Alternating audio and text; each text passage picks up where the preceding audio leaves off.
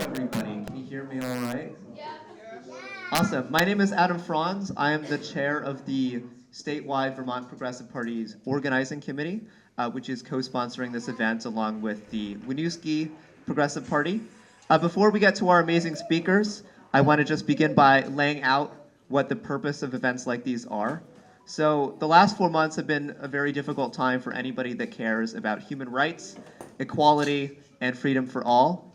We know that Winooski and Vermont are at risk as a result of MAGA extremism, and that many of us, including myself, have been going to marches protesting the disastrous policies of the Trump administration, signed letters, posted on social media, and more.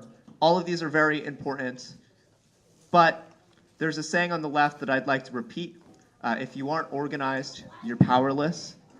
And over the next 4 months and beyond, I believe that we can build our ties with each other so that we can harness our collective power to disrupt the system and create a world that works for people and not for profit. So the Vermont Progressive Party is the most successful third party in the United States, with currently 3 state reps, 1 state senator, and local officials all across the country, the state, including here in Winooski. For the last 40 years, we've been able to use the political system to make it work for the majority and fight for progress. But unlike the 2 major parties, we don't accept any corporate donations. This allows us to be politically independent and focus on working people and ordinary people. But it does mean that we're reliant on ordinary people to win anything. And I do want to quick pitch that it's not free to run events like this. It did cost money. So while this isn't a fundraiser, we do have fundraising envelopes, donation envelopes, if anybody wants to donate so that we can do more events like this. This is the first in a series of events put on by the organizing committee across the state of Vermont. It's important to bring people together for something just as simple as food, because we know that over the last few decades, people are less and less connected to one another. Americans have fewer friends and are more lonely than ever before. The internet has given us new ways of organizing, but ultimately we can't change the world as atomized individuals. I hope that this event becomes a small step towards bringing people together in community and allowing us to organize for a better world. With that, I'm going to throw it to my friend Jeremy, who's going to introduce our amazing speakers today.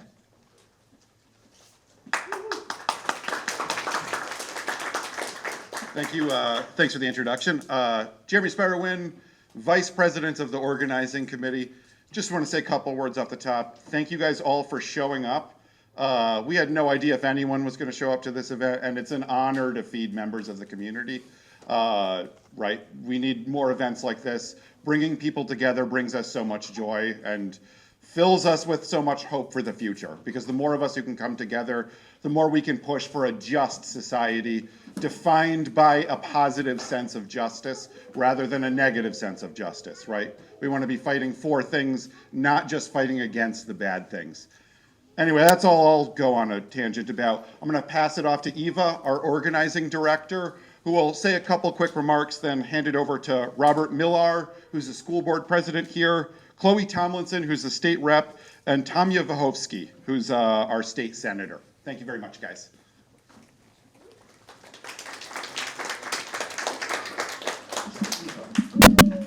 Hi, everybody. Thank you for coming. I'm so excited. This is actually our first kickoff event for the summer. So we're planning on doing this in towns across Vermont, and that does take money to make the food. So we're hoping to raise at each event $300. So for the next event, we'll be able to purchase food and have tacos and rice and beans, and hopefully next time some plantains. And I just wanted to just say that I just think that this environment in community and being with each other is really what we need at this moment. So to me, this is a very joyful moment. So thank you for coming.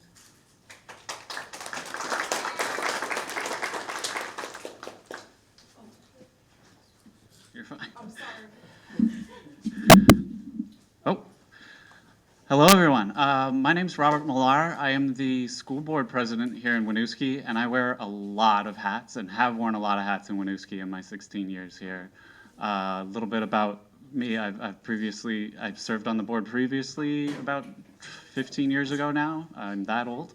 I've served on the council. I've served on numerous commissions and committees. I've also frequently been the chair of the local city Progressive Party here, and I'm really excited to see this many people in this room, because sometimes when we've done our organizing, sometimes we get 3 people. We get the minimum, to sign off on the paperwork, and I'm always excited to see big crowds like this. While I'm up here, I want to make a plug. I mentioned I've been on a lot of local commissions and committees, and I want to make a plug for that because the city always is looking for people to serve on commissions. So if you live in Winooski, you should think about signing up. We've got openings on planning, housing. We've got whatever your interest is. It's not like in Burlington where there's a lot of competition. We're often looking for help with that, and the more progressive voices we can get on those commissions, it's amazing how much of a difference that can make in getting things passed on the local level. I was asked to talk a little bit about what in my particular realm we're dealing with lately, and that changed a lot in November.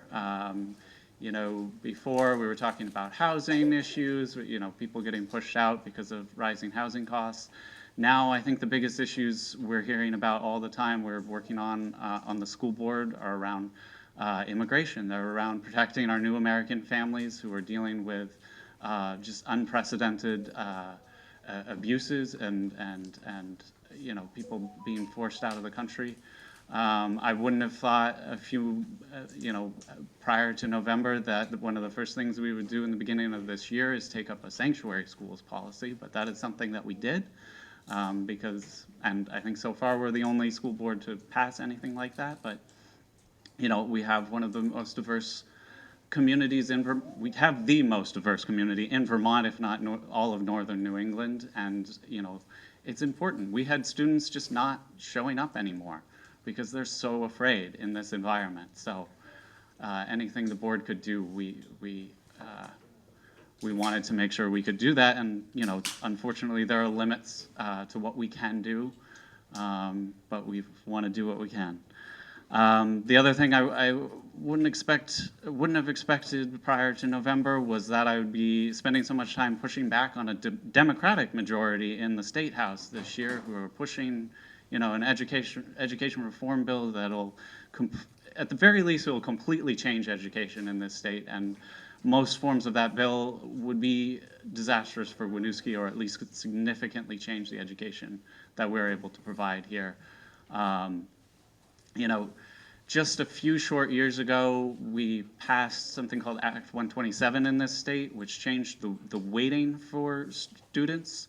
I don't know if you're familiar with the way our education financing works. It's extremely complicated, but one of the things that it includes is that different students are weighted differently in the formula. So students, multilingual learners, students experiencing poverty, special needs students are weighted differently. And for decades, they were weighted wrong. They were not weighted in a way that was equitable. So Winooski did not have the funds to give the education that our students needed. Act 127 changed that. And now here we are a few short years later, and the legislature's having conversations that would result in a lot of that money being clawed back, and us having to have really difficult conversations about cutting staff, cutting programs. And our the legislative folks here today can talk a lot better about that, and I'm sure they will. But yeah, so those are the two biggest issues that have come up recently on the school board.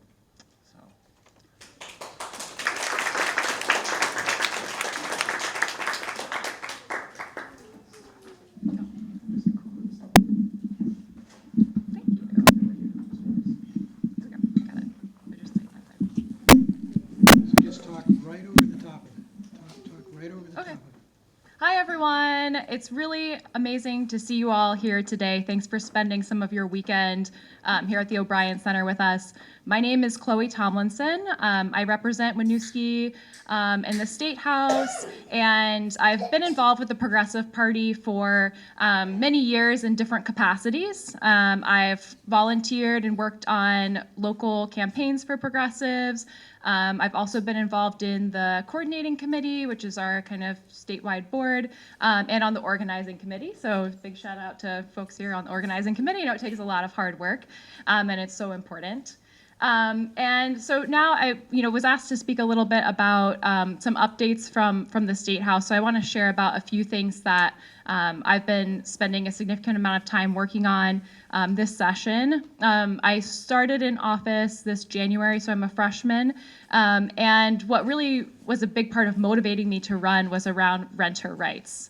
And so we've, done work to, as much as we can, kind of push forward some policies that have been in the works for years now in the State House and getting just stonewalled. And I supported the House side of an omnibus bill that Senator Vyhovsky introduced, including a really impressive and robust array of renter protections, including some around adding immigration status protections to our fair housing policy. And actually that piece is moving forward, which is really encouraging to see. Unfortunately, the reality of our State House is that, as I think Vermont Digger coined it last year in an article, it's in a lot of ways the house of landlords. And it's really important that we need more voices of folks who have experienced renting in the midst of this housing crisis, who are there and can bring that lived experience and the urgency with which we need to work on advancing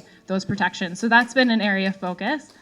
And then I serve on the House Transportation Committee. And so something that we've spent a lot of time trying to work on and address, or I've been spending time on trying to address this session, is the crisis that our public transit is currently in.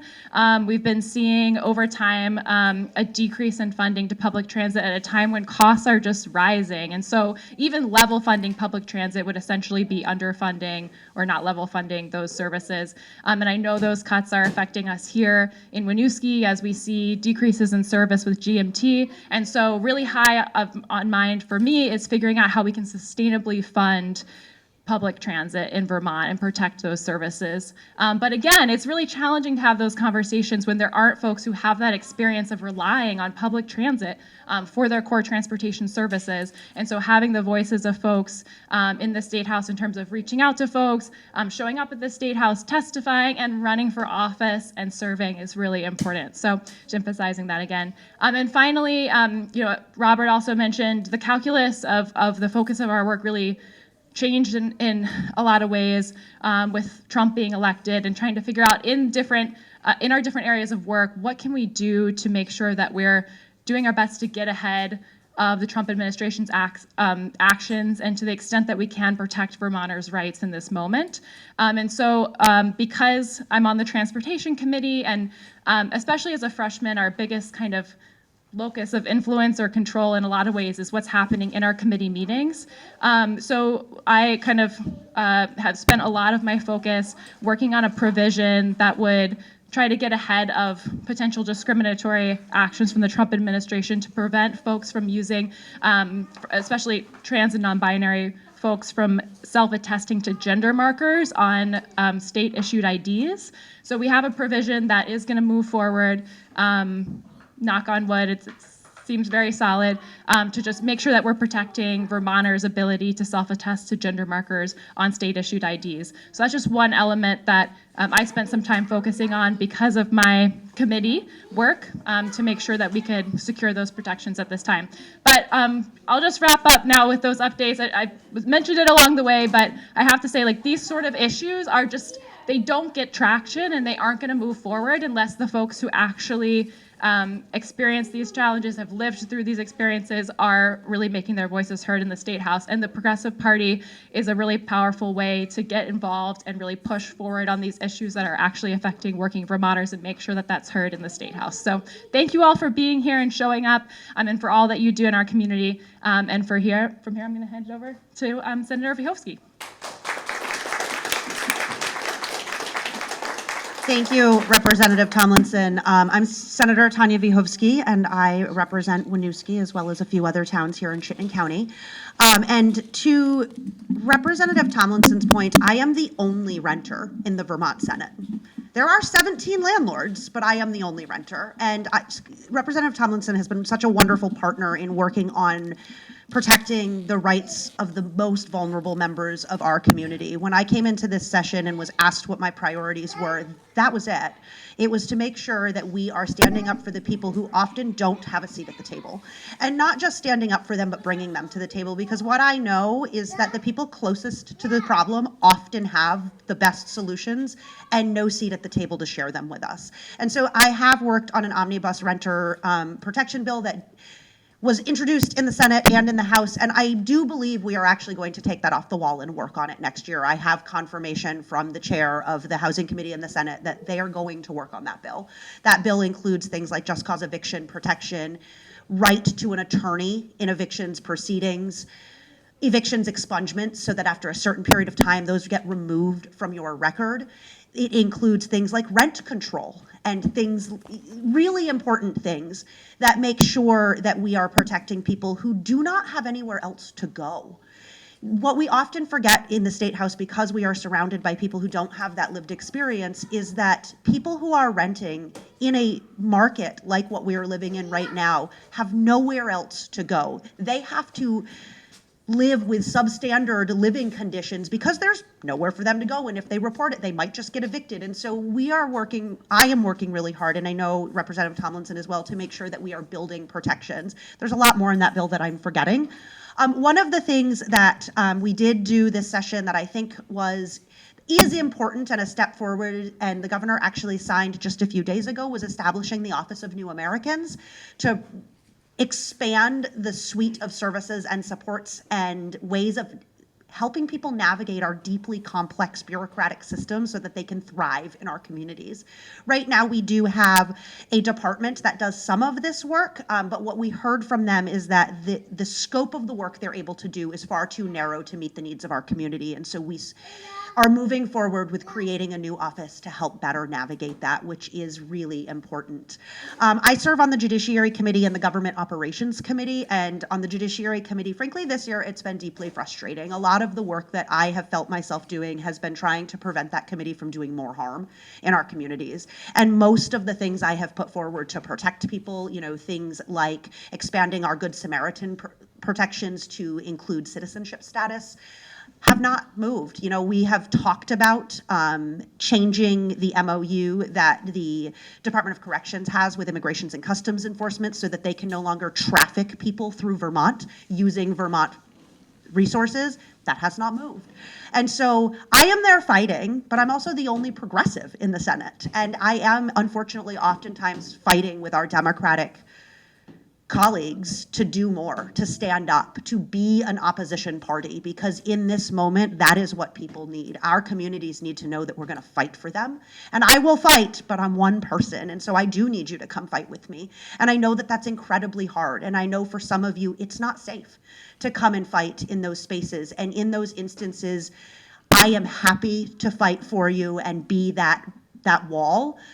But for those of you who can fight alongside me, please do. We need it now more than ever. And so I just want to say thank you all for being here. It brings me so much hope to be standing in a room surrounded by this community, showing up to say we are going to fight for our community. And so the last thing I want to talk about, and I'm sure it's top of mind for everyone, as it was just in the news late last night, is the education reform package that has been shoved through the Senate by the Democratic majority. That package was written in the shadows of darkness in the middle of the night and handed down to all of us with no time to read it or understand it, and was procedurally pushed through the process. And I'm deeply concerned about the impacts that bill will have on education across the state of Vermont, and particularly in communities like Winooski. Education is the bedrock of our democracy. It is the foundation that we build everything on. And for us to be haphazardly taking a wrecking ball to our education system is irresponsible. and frankly shameful. I am embarrassed to be a Vermont state senator after what happened in the Senate last night. The good news is that bill is headed to conference committee where it can be changed, and frankly, we can still stop it. What happens in conference committee is that 3 House representatives and 3 senators will come together and try to negotiate a compromise of some kind. And then that conference report goes to their respective chambers, and it again has to be voted on. It cannot be amended, but it can be voted down. And so we do still have the opportunity to stop this. What we have been hearing from the Democrats all year is that the voters asked us to do this. They did not. The voters asked us to create a sustainable funding mechanism for our education system. They did not ask us to destroy it. And there is a way that we can create a sustainable funding mechanism without destroying the education system, and that is asking the wealthy to pay their fair share. That is moving towards an income-based system where people making over $500,000 no longer pay a fraction of a percentage of their incomes to fund our education system. And one way you can help me do that is reaching out to the Senate Finance Committee and asking them to take S-104 off the wall. That is a bill that would be a 5-year path to moving to a fully income-based education funding system. And what that would do would actually eliminate the primary homestead education tax, because we would no longer be relying on that primary tax to fund education. We would be relying on income, and we would be relying on our wealthiest Vermonters to pay their fair share. The other important thing to do is actually expand the property tax categories so that we can tax second and third homes at a higher rate, asking people who hold our housing stock vacant so that we don't have affordable housing who are not paying their fair share into the system to do so.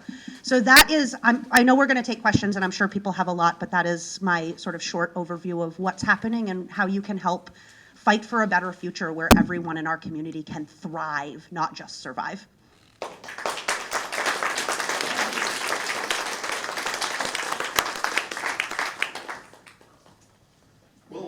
We'll go ahead and open the floor for questions here. Anyone in the audience wants to ask a question, feel free to raise your hand and pitch it to whoever you want here. Do you guys want to stand up and speak into the mics with your answers, or do you want to just kind of stand up and shout? We'll leave it. Okay, cool. I think we had a question over here. Good afternoon, everyone. First of all, I would like to congratulate every and each of you for coming down and closing the gap between legislation and the grassroots. We deeply appreciate this effort because there are people who are fighting on the grassroots level. They are not connected to you.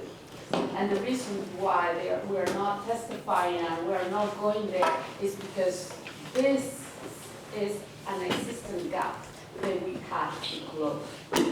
I am personally offering my service as a community grassroots organizer, a multicultural expert, to be able to be at your service, to be able to provide the people who are living all those kind of injustice, suffering all this oppression, and all the different areas that you have taught.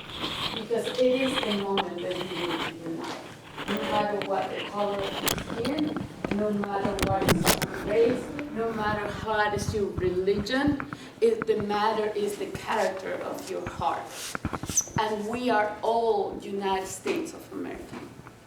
We are not new Americans. I've been living here for over 25 years and still consider new American.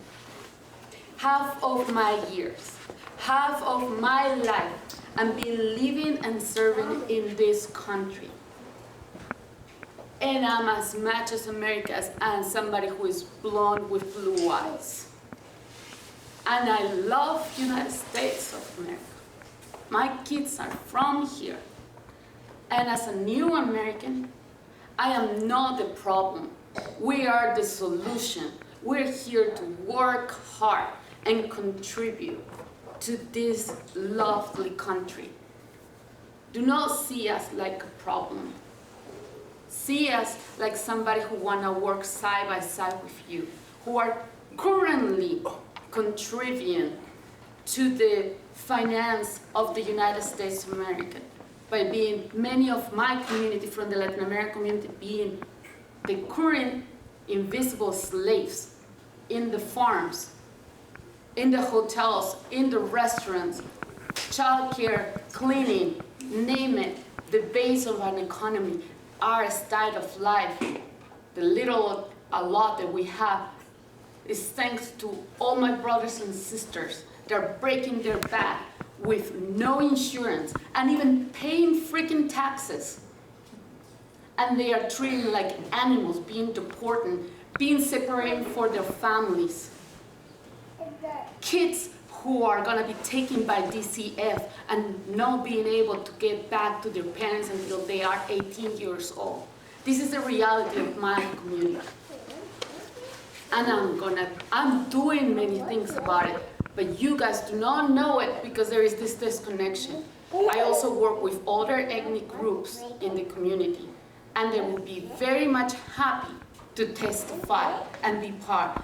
Thank you so much for coming down. There are many people who are ready to jump on and fight. Enough is enough. Thank you so much.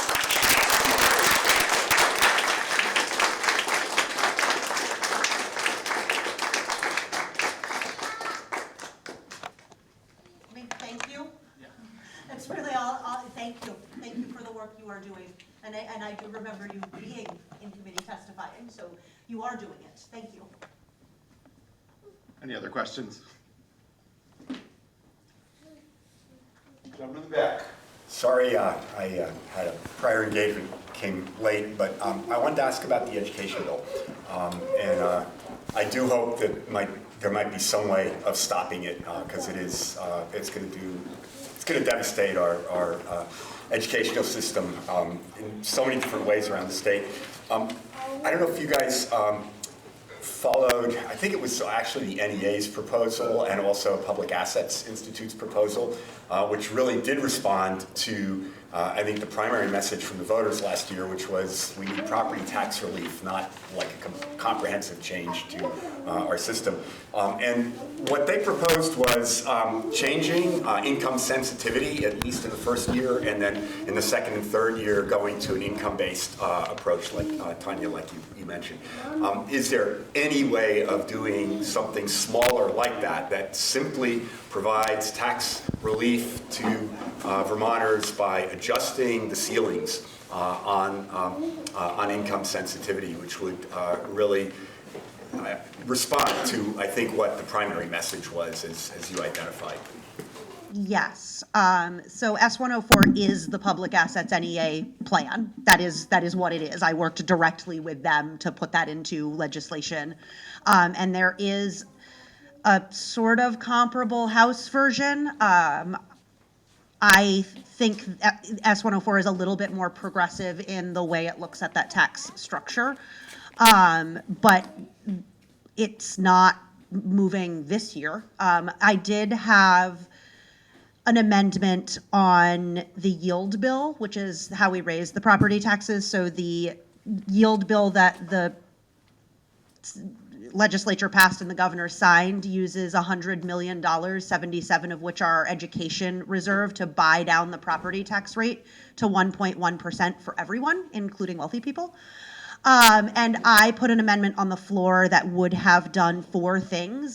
It would have bought down the property tax increase to 0% for those who are income sensitized and left it at the regular increase for people who are not, which would have only cost $9 million of our education reserve. And, last year when the governor suggested we use $100 or more million to buy down the property tax increase, the Democratic majority said that's a really irresponsible use of money. And they were right. And it's actually an even more irresponsible use of money now when we're staring down potentially $225 million in cuts from the federal government to our education system. So that's one thing it would have done, is it would have bought down that rate for the people who really need it. I had wanted to actually buy down that rate for households making under $200,000, because currently income sensitivity caps at $115,000, which just isn't enough in 2025.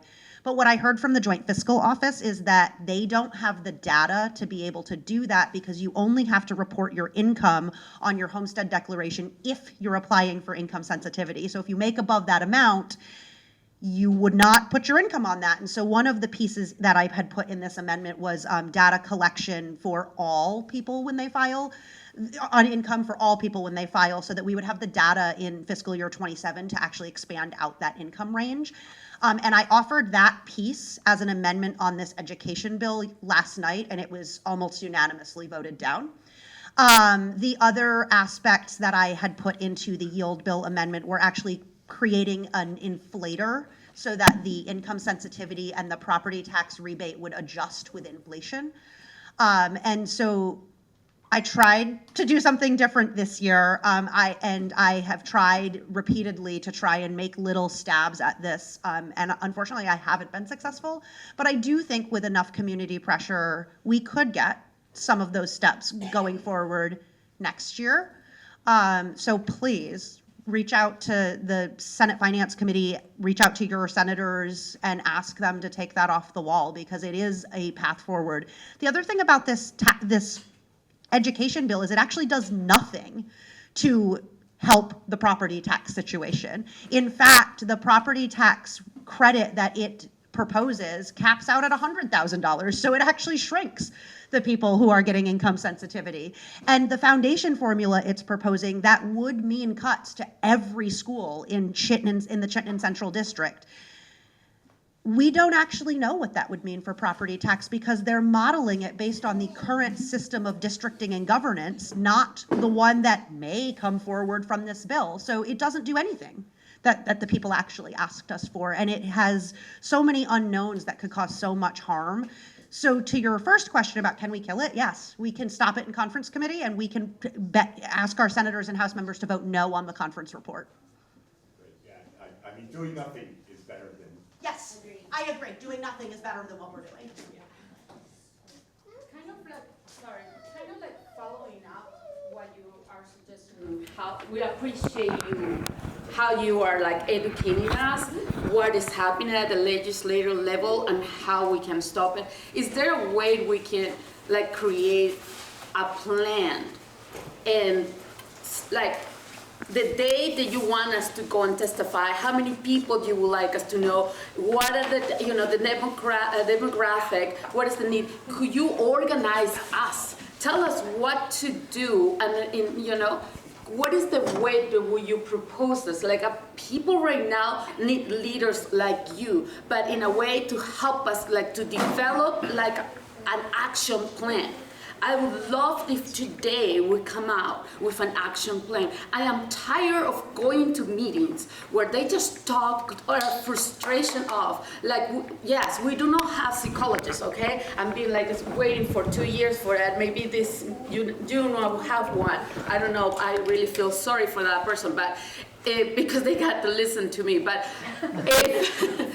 if you guys can tell us what do you need, what we can do in Oregon, tell us exactly, okay, this is the step by step, how we can stop this bill so we can be as effective as possible, because I think the frustration is coming from the ground that like we do not know what to do. Like we do not know how to stop that, and we're just watching. It is our fault. It is all our fault in a way, because we are not educating ourselves. We are letting the system just run in our life, and make us slaves of it. And no, we are not putting an end to it. But right now, we don't have that luxury of ignoring it anymore. We have to like somehow stop our life, make some time, and be able to work on that action plan. I know that you know how. Just tell us how you want us to do this. Tanya. So, go ahead.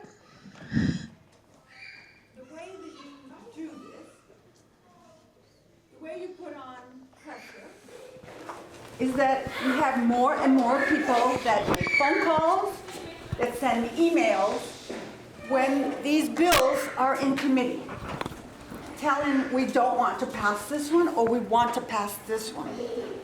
The more people that get involved and send emails and make phone calls to the legislators, the more pressure is on them to follow what the constituents want.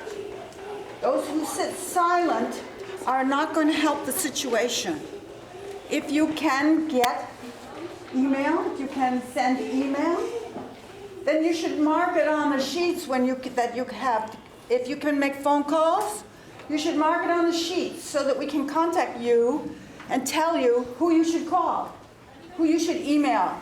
This is the message you should send. We have this ability to put this together for you, put a plan together, but we need to be doing this throughout the whole session, not really just at the end of the session. So if you want to help by making phone calls or sending emails, go and put something, kind of mark on the sheet next to your name so we know to contact you. Thank you. So, first and foremost, I want to say that it is not on the fault of the communities. It's on the fault of the structures and systems that are intentionally opaque and meant to keep people shut out. Our governmental system was built for and by and continues to function best for land-owning white men. It's not meant to be understandable or easy. And so I think on this particular bill, yes, we could build an action plan today. And half the time, I don't know what's going on because it's happening behind closed doors and not out in the open as it should be. It's happening in spaces that are meant to hold and control and maintain power. They don't want me in the room because that's not what I'm there for. And so I too am often shut out. And oftentimes it's very last minute that I know something is happening and I'm like, oh my God, we need to do something. But that's not the community's fault. That is the fault of the structure, and that structure was built to hold and maintain power. And if we want to break it down, we have to be nimble. We won't always have a plan, but we do need to be connected and in communication with each other. And, you know, the other piece I think that's really important to know about the Vermont legislature is we do not have staff, and we are paid about $14,000 a year. So if we want to be there without a passive income, say being a landlord, or a retirement plan or a pension, we also have to have another job. I work as a clinical social worker the 3 days that I'm not in the legislative session, which means that during the legislative session, I work 7 days a week. And again, that is intentional. That structure is created to narrow who can be there. And so I think one of the other ways that we can help, and I certainly don't want to speak for my colleagues behind me, is thinking about, you know, how do you help get that message out? How do you help support your legislator that likely has another job if they're, you know, coming from a working class background to navigate? I wish that I had the capacity to put out a weekly newsletter. I don't.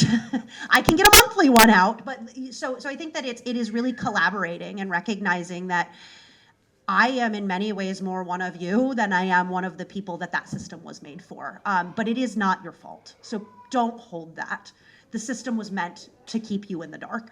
No, we know that, but we also have a responsibility that to be involved and not let that oppression.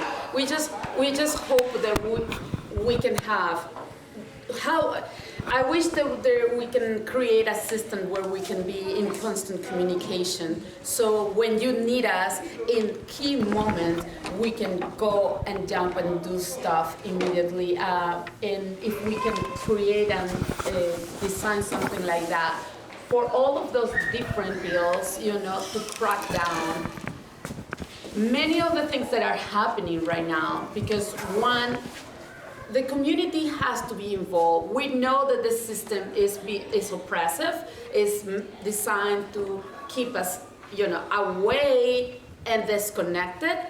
But there is a way we can create this kind of meeting to brainstorm and figure out how we can change that, and making sure that even us as a volunteers, we can help to create a channel that can keep us connected, and that gap is no longer there.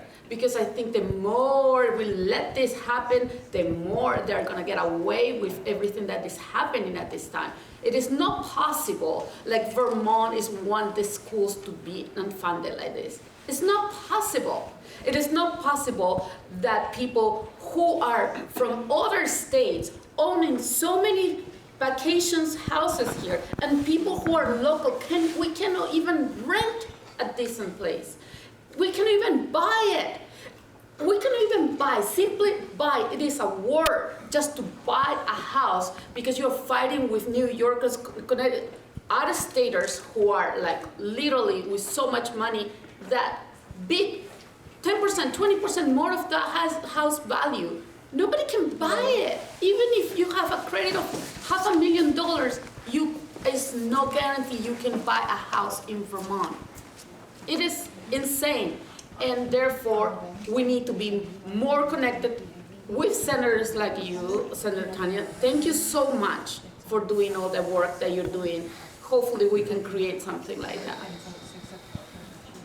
Just really quickly to also the specific point around what can be done right now about this bill. I think Senator Vihovsky already mentioned it, but the final step will be a vote in the House and Senate on the Committee of Conference report. That's the last thing that's happening on this bill this session. So if you don't want to see this bill move forward, it's a good time to be in touch with reps and senators and spreading the word to folks you know in other districts to vote against it. That's the last thing that's happening, and it's happening now. It's going to happen either this week or next week. It depends how long the conference committee takes. It actually could happen during the veto session. There's some conversation on the Senate side that we may leave and then come back to vote on the conference report. Speaking of things happening really quickly, I hadn't heard that since last night, but okay, so yeah, but that would be in mid-June. That would be in mid-June, so it's soon. It's coming it's soon. very soon. And yeah. on that education bill, I've heard from probably thousands of Vermonters saying no. So just keep it coming.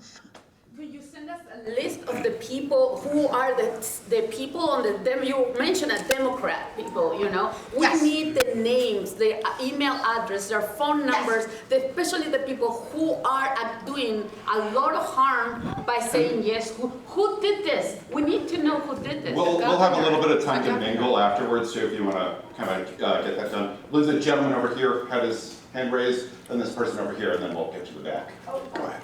Just so you guys know, we're running short on time, so we can do 2 more questions.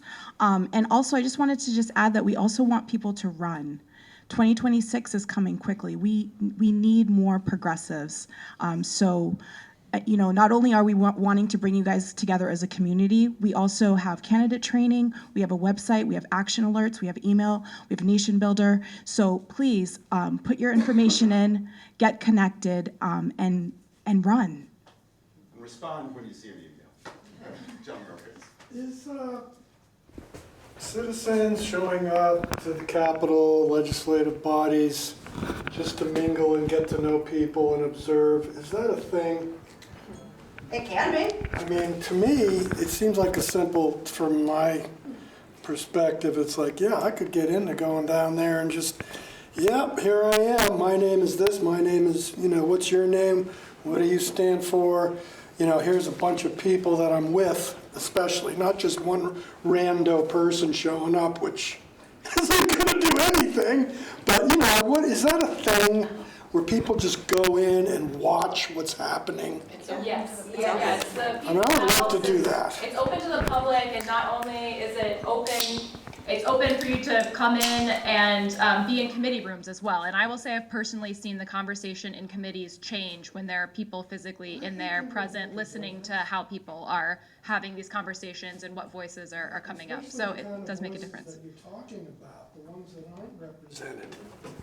Yeah. You know? I will also add, at least a couple times throughout the legislative session, the Progressive Party actually brings progressives from across the state together down to the State House to do exactly what you're talking about, to go to committees that are of interest to them, to meet with their legislators.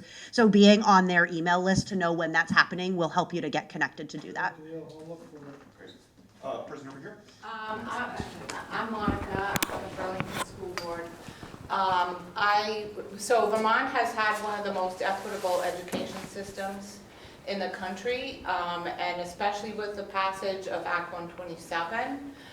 And, you know, to me, it seems like don't fix what ain't broken. Our education system is excellent. The cost drivers are health insurance for the teachers, and other cost drivers that Senator Bukowski already talked about. And so the governor is essentially taking a hammer to the whole system. And so no, I think all parts of H454, which is this bill we've been discussing, that's in the House of Reps and the Senate, there's nowhere that it says it's going to drive the cost of this down. And even stuff that we did in the past, like now teachers' health insurance is bargained statewide. Did that save the state any money? Not necessarily. We consolidated school districts. Did that save the state money? No. Is H454 going to save the state money? No. So my question is, why aren't we, you know, and I know a lot of legislators have heard from superintendents around the state. When are we going to go to the Capitol and protest and say that we want to save our education system? Please do. I would welcome that. I mean, that's how we ultimately saved the teacher and state employees pension system a few years back, was when thousands of people showed up at the State House and said no. So please come to the State House and say no. We did pass movement towards reference-based healthcare pricing, which could save the state money in the teacher and state employees healthcare plan. The sort of projection there is it might save about $70 million. So that is movement in that direction to try and drive down that cost driver, because Vermont does have the most expensive healthcare system in the country. Which gives us the distinction of having the most expensive healthcare system in the world. And, you know, I have another bill on the wall in health and welfare that you could certainly advocate for that would cap hospitals' executive pay. Because in the one space where they're cutting patient services, they're taking huge bonuses. And they make huge salaries compared to what the people delivering the services are. So there's lots of things that are sitting there that we can do. And one of the things we've heard about H454 and switching to a foundation formula is most states use a foundation formula. What they fail to tell you is that most states also underfund their foundation formula. And in fact, at the end of February, the state of Wyoming lost a Supreme Court case because of the way they're underfunding their foundation formula. The Wyoming Supreme Court said, no, that is not an adequate education. And so, yes, a lot of states do use a foundation formula, but to your earlier point, Vermont does have one of the most equitable ways in which we fund our schools, but we need to build a more equitable way in which we raise that money. We should not be moving to away from the most equitable system to a system that is systematically underfunded all across the country. Thank you. Just to hop in on one more thing, and then we'll get to this person in the back, and then we'll open up the floor for mingling from there. So if you guys want to talk to people directly, that'll work just fine. I just want to say as well that the organizing committee has been working on driving folks out to protests, getting more of a progressive party protest, progressive party representation at existing protests, not only to advertise the party, but also to help steer those in more progressive directions than where we've seen them going now. So getting on board with the organizing community would be really, really helpful. And we are also planning on starting to generate and organize our own protests in the future. We just need folks to help out because it takes a lot to organize even a small event like this. So the more volunteers, the more energy, the more piss and vinegar we can bring in from this room, the better. And then in the back, and then we'll pitch to Adam afterwards for closing remarks. Sorry, I forgot to introduce myself before. My name is Erhard. I live just on the other side of the river in Burlington and actually ran for state senate, but for 4 votes would have been in there helping Tanya fight the good fight in the Senate for the last 2 years. Where's Phil Baruth on this? Phil is the president of he's the president pro tem of the Senate. He is in this district, central Chittenden district, one of our 3 senators together with Tanya, and I can't remember our other senator's name right now. I have a brain. Martine. Thank you, Martine, yeah. I think if you want to do something right now, I think like call Phil. Call Phil and tell him this is unacceptable. He's leading the charge to dismantle our state education system. Tell him to please stop this. And emails, lawmakers get so many emails, you can't possibly respond or even read all the emails that lawmakers get. So one of the things to do, in addition to going down there, as the gentleman before said, go down, establish relationships, try to set up meetings, call your lawmaker in advance, say, I'm going to be there on thus and such a day. Do you have 10 minutes to meet with me in the cafeteria? I'm one of your constituents. But Phil is really the person, I think, that really a lot of pressure needs to put on him now to just say, this is devastating. Stop this, please. Stop it. Yeah, to your point, Phil is the president of the Senate. He is the leader. And, you know, as we know, what's that saying in business? The buck stops here. Like, he's the one that sets the agenda, that decides what we're going to do. So please reach out to him. And he represents Winooski. And I think that it is time. We will be in the State House next week, Tuesday through Friday, and a rally on the lawn to say no loudly and clearly would certainly be helpful. Is the NEA trying to do something like that? Because they've got the numbers. The NEA's been kind of quiet on this, actually. I don't really know why, but they have been quieter than I think they should be. They have, and the VSBA, the School Boards Association and the Superintendents Association have been very outspoken, but the NEA has been a little quiet. So if anybody is a teacher or is involved, they should put some pressure on there. I think there's even another group, that sort of a splinter group, that's been very active on this, but I forget what they're called. Is anybody? Vermont Public Education. That's it. We got a question from the media. Okay, so just giving an opportunity, is there anything that happened in the legislature this year that especially helped or harmed non-citizens? There wasn't a lot done other than the provision that Representative Tomlinson spoke about that expands our fair housing definition to include citizenship status. So it provides protections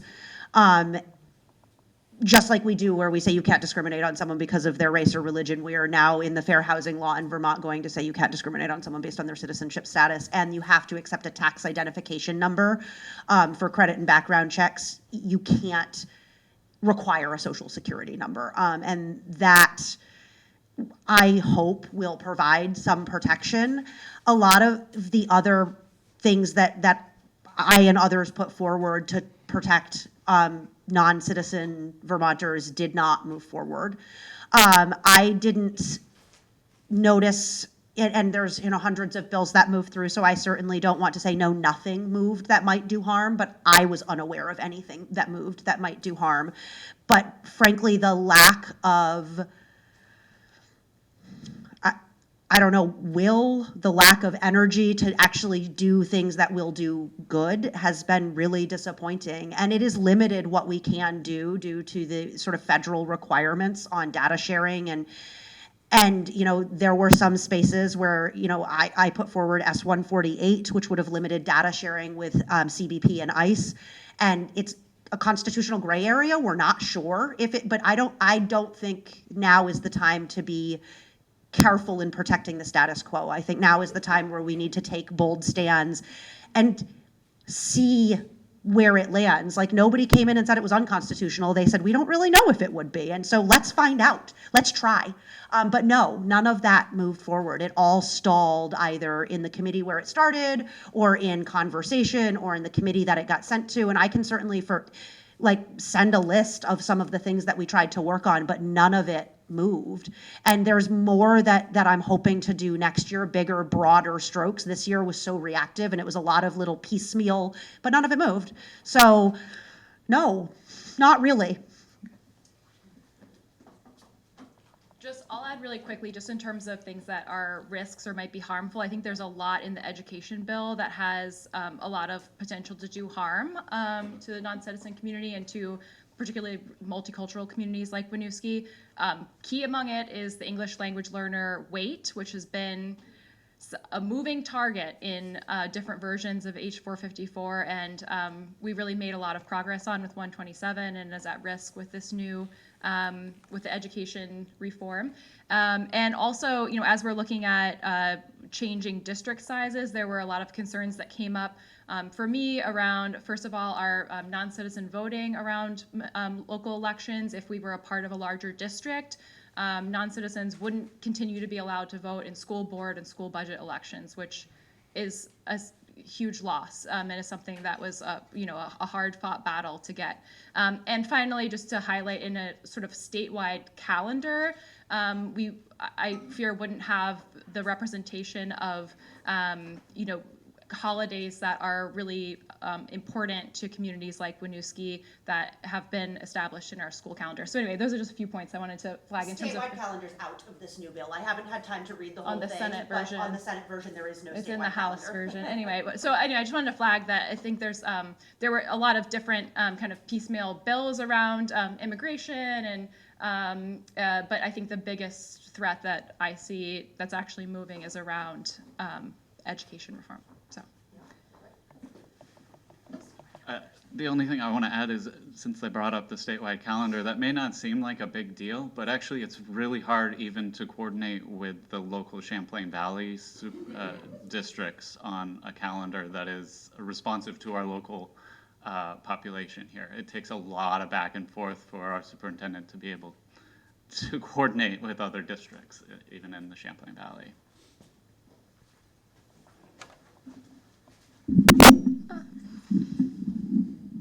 I don't really know how to use any microphone I've ever used, so. Perfect, okay. Yeah, so thank you very much to our speakers. I feel like I never ever understand what's going on in Montpelier at any time, and so I always like to hear about that. I want to wrap it around to, why are we here today? What's the point of groups like this? We have a lot of people that are doing really important work right now in our state, and I know that it very often feels like everything is going wrong, nothing is getting better.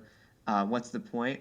Well, I think that people like this and events like this show, there is a point to doing all of the work that we're doing, and the people in this room really do matter. I think that just sharing food, sharing space, sharing in struggle is how the movement grows. But we also need more people willing to take that next step from organizing and showing up to actually running for office, not because we believe that change comes from the top down, but we know that the government in Montpelier and Winooski affects all of our lives in many ways, and we need people in office who are rooted in their local communities, committed to justice, to actually have a role in determining what policies are being made. If you've ever thought, why isn't somebody doing something about this? Maybe that somebody is you, or maybe it's somebody that you know. So we're going to have this space open for a while, so I encourage people to stick around and mingle and ask your legislators questions, talk to members of the organizing committee, talk to each other. But when you do eventually leave, I want to encourage everybody to stay connected, to keep building. We're going through our biannual reorganization process coming up soon, so this is the time when we want to get more people involved in the party and to the town committees, the county committees, the state committee, and really get involved with the next 2 years of party building. And so every one of you, everybody in this room has a role to play in the movement. So I want to encourage people to stay involved, stay in touch.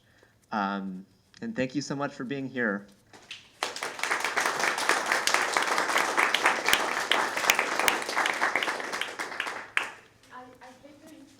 But it would be great if you can share our contact information among each other, and in case you can ask people by email or phone number if they wanted to connect to each other, if their contact information can be shared with each other, because it is enough of meetings where they just gather us all, but then don't help us to get united. I think we need to start building community somehow, some way. I have like cards, so if you guys want to write your informations and share them with each other, feel free. One last thing, we'd be remiss if we didn't shout out Just Food Hub over here.